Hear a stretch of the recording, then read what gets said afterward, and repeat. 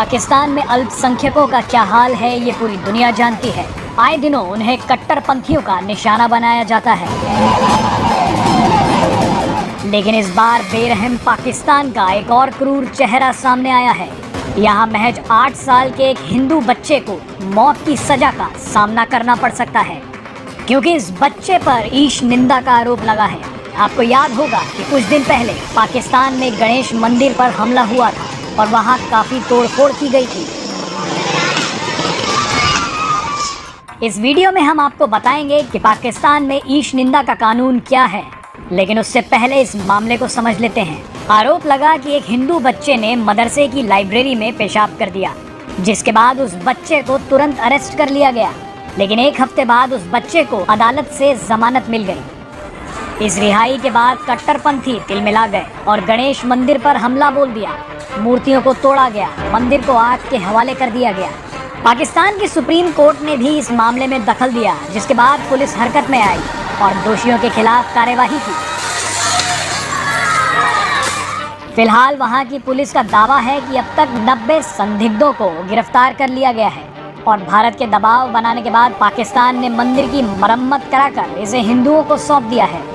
वैसे तो पाकिस्तान में ईश निंदा के तहत अल्पसंख्यकों पर कई बार जुल्म ढाए गए हैं, लेकिन पहली बार ऐसा हुआ है कि इतने छोटे से बच्चे के ऊपर ईश निंदा के आरोप लग रहे हों और उस पर मुकदमा चलाया जा रहा हो। पाकिस्तान में ईश निंदा के मामले नए नहीं हैं।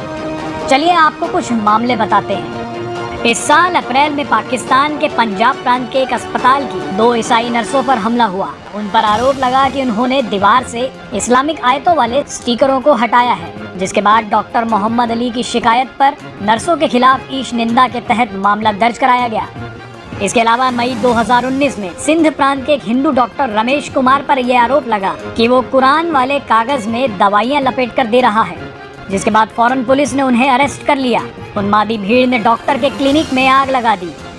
उनके मोहल्लों में दंगे हो गए, कई हिंदू घरों में तो आग तक लगा दी गई। पाकिस्तान में आसिया बीबी का केस भी काफी सुर्खियों में आया था। उनको भी ईश निंदा की वजह से ना जाने कितने जुल्म झेलने पड़े। डर के कारण उनका पाकिस्तान में रहना असंभव हो गया और उन्हें कनाडा जाना पड़ा। उनका कसूर बस इतना था कि उन्होंने ईसाई होकर मुसलमानों के कप से पानी पी लिया था। चलिए अब जान लेते हैं कि पाकिस्तान में ईश निंदा का कानून क्या है। जब भारत पर अंग्रेजों की हुकूमत थी तो साल 1860 में उन्होंने धार्मिक झगड़ों पर लगाम लगाने के लिए कानून बनाया, जिसके तहत दोषी व्यक्ति को जुर्माने के साथ साथ 1 से 10 साल तक की सजा का प्रावधान रखा गया। इस कानून में ये चीजें शामिल की गई: किसी भी धार्मिक आयोजन में बाधा पहुंचाना, अंतिम संस्कार की जगहों पर कब्जा करना, किसी की धार्मिक भावनाओं का अपमान करना और जानबूझकर किसी धार्मिक स्थल को तोड़ना। वक्त गुजरने के साथ एक अलग मुस्लिम देश की मांग तेज होने लगी, जिसके बाद अंग्रेजों ने साल 1927 में कानून में एक क्लॉज और जोड़ दिया, जिसके तहत जानबूझकर किसी की धार्मिक भावनाओं को भड़काने का काम आपराधिक श्रेणी में गिना जाएगा। एक रिपोर्ट के अनुसार साल 1860 से साल 1947 तक ईश निंदा के केवल 7 मामले दर्ज किए गए, लेकिन अंग्रेज जाने से पहले भारत को 2 हिस्सों में बांट गए। पाकिस्तान ने अंग्रेजों के इस कानून को अपने यहाँ जारी रखा और साल 1980 से 1986 के बीच उसने 5 नए प्रावधानों को जोड़कर इस कानून को और सख्त बना दिया, जिसके तहत उनकी धार्मिक किताब का अपमान या कुछ खास धार्मिक नेताओं के खिलाफ गलत बयानबाजी करने पर कठोर सजा की व्यवस्था की गई। कई मामलों में तो सीधे मौत की सजा तक तय कर दी गई। जानकार बताते हैं कि ईश निंदा के ज्यादातर मामले फर्जी होते हैं, क्योंकि नतीजा जानते हुए भी क्या पाकिस्तान में इस्लाम विरोधी काम करने की कोई सोच सकता है। खैर, अदालत से छूट जाना आपकी सुरक्षा की गारंटी नहीं होता, क्योंकि सन की भीड़ से बचना बेहद मुश्किल होता है।